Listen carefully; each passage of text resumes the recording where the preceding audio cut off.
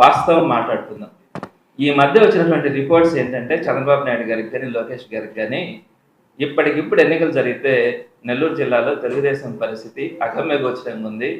ఒక్కటి కూడా రాకపోవచ్చు అని ఆయనకున్నటువంటి ఇంటెలిజెన్స్ రిపోర్ట్స్.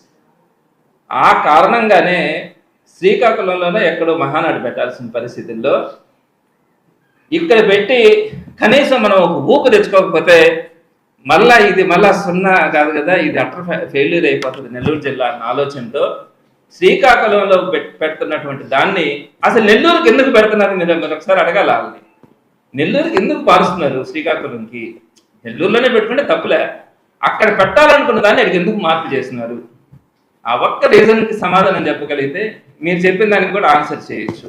ఏంటంటే ఇక్కడంతా ఎత్తిపోతుంది కాబట్టి ప్రజల్లో వ్యతిరేకత వచ్చింది, ప్రజల్లో ఒక విప్లవం లాగా ఉంది అనే విషయం అర్థమైంది కాబట్టి కనీసం అదేదో పెట్టి ఇక్కడ ఒక జాకీ పెట్టి లేపదామన్న ఆలోచనతో వాళ్ళు రావడమే తప్ప వైఎస్ఆర్సీపీ గజ గజ గజ గజ గజ వదిలిపోయే పరిస్థితి అయితే ఎప్పుడు ఉండదు, ఎక్కడా ఉండదు. జగన్మోహన్ రెడ్డి గారి నాయకత్వంలో అలాంటి పరిస్థితులు ఎప్పుడు ఉండవు. ప్రజలు నిర్ణయిస్తారు ఎవరు ఎంత మాత్రమే ఏంటన్నది. ఇప్పటికే అనుకున్న ప్రతి అంశంలో కూడా వైఎస్ఆర్సీపీ సక్సెస్ అయింది. రాబోయే రోజుల్లో కూడా మేము మాట్లాడే వాటికి ఆన్సర్స్ చేయగలిగితే సంతోషమే. తిట్ల దండకాలని మాట్లాడితే బెదిరించడాలు ఇవి చేసుకుంటే ఇప్పుడు ఉన్న పరిస్థితి కంటే దారుణమైనటువంటి పరిస్థితి వాళ్ళకు ఉంటుంది. వైఎస్ఆర్సీపీ వెరీ క్లియర్గా ఉంది, ప్రజల తరపున ఇటువంటి పరిస్థితిలో పోరాటం చేయడం జరుగుతుంది.